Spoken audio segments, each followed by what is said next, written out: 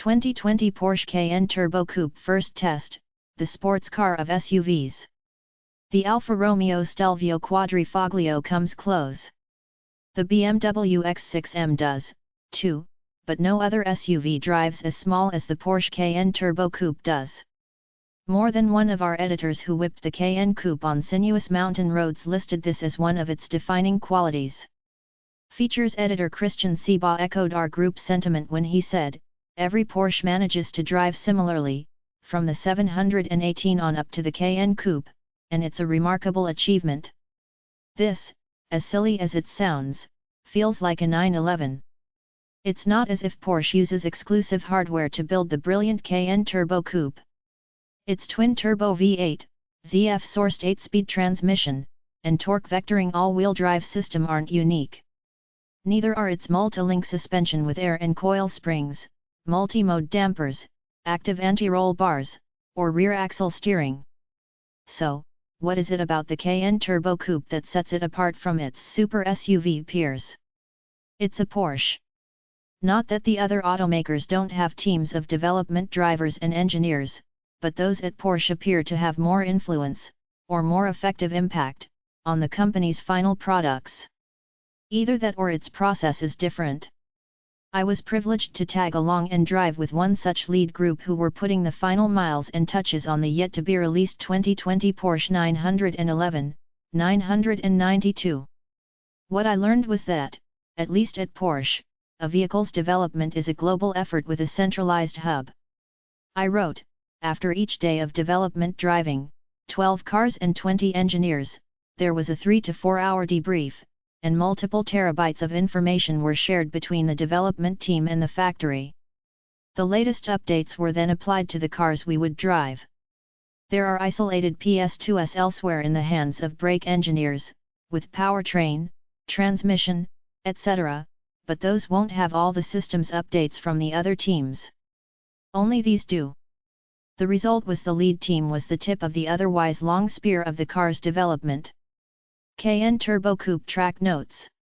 The things Porsche consistently gets right across its product line show up in the Cayenne Turbo, as well.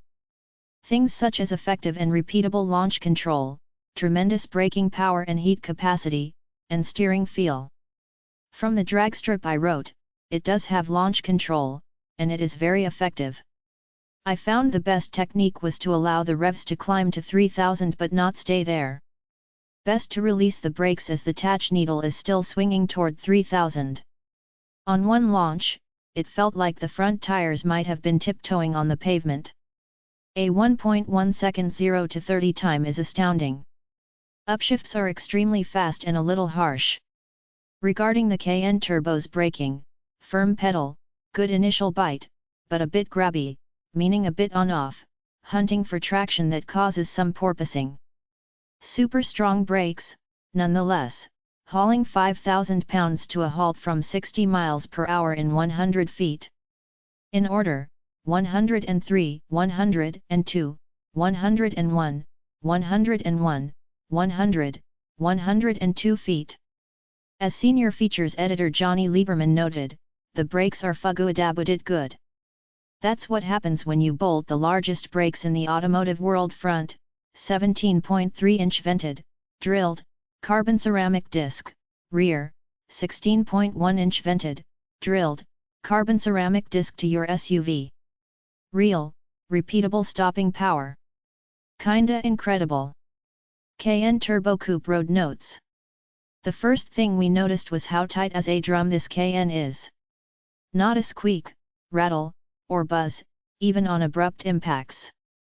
Additionally, the ride is incongruously good all the way up to sport and mode where it retains compliance and composure. Porsche knows how to tune dampers and springs. Even in mid-corner dips/hops, the Cayenne Turbo Coupe never lost its line. One and done, as they say. The steering is perfectly weighted and amazingly precise, so much so that there is no need for mid-corner corrections, hands were always still and calm.